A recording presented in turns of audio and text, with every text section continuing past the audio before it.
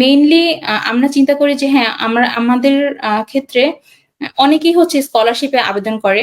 অনেক অ্যাপ্লিক্যান্ট পুরো বাংলাদেশ জুড়ে যদি সবাই স্কলারশিপে আবেদন করে তাহলে আমি কিভাবে পাবো? এই চিন্তাটা আমাদের সবচেয়ে আগে আসে যখন আমরা স্টুডেন্ট থাকি এবং কোনো স্কলারশিপ পাওয়ার চেষ্টা করি, তখন আমরা চিন্তা করি কেন আমরা এপ্লাই করব? যেহেতু আমাদেরকে অনেক সাবমিট করতে হয়, অনেক ডকুমেন্ট সাবমিট করতে হয়, ট্রান্সক্রিপ্ট দিতে হয়, মার্কশিট দিতে হয়, ধরনের শুরু করে সব ধরনের ডকুমেন্টস। স্কলারশিপের ডকুমেন্ট সবচেয়ে বেশি লাগে অ্যাডমিশনের থেকেও, এবং অ্যাডমিশন অফার লেটারও সেখানে সাবমিট করতে হয়।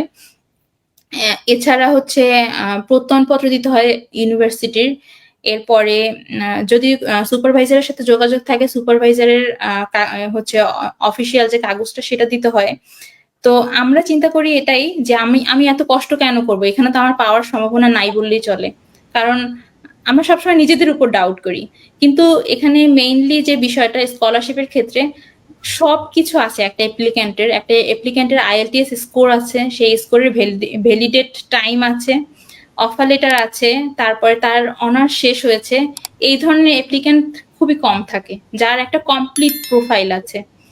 তো স্কলারশিপের ক্ষেত্রে সবচেয়ে বেশি গুরুত্বপূর্ণ সবগুলোকে বাদ দেওয়া হয় এই হিসেবেই যে এই অ্যাপ্লিক্যান্ট কমপ্লিট না।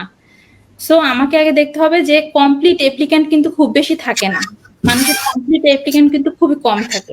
তো সেই ক্ষেত্রে আমাদেরকে চিন্তা করতে হবে যে না, আমার এখানে আমি পাই বা না পাই সেই চিন্তা বাদ দিয়ে আমি আগে অ্যাপ্লাই এখানে করি। এবং এই ক্ষেত্রে একটা কমপ্লিট প্রোফাইল হতে হলে যে IELTS স্কোর লাগে, অফার লেটার লাগে, সবকিছু নিয়ে জাস্ট স্কলারশিপে অ্যাপ্লাই করলেই স্কলারশিপে এরপর হওয়া না হওয়াটা আসলে স্কলারশিপ বডির উপরে ছেড়ে দেওয়া উচিত।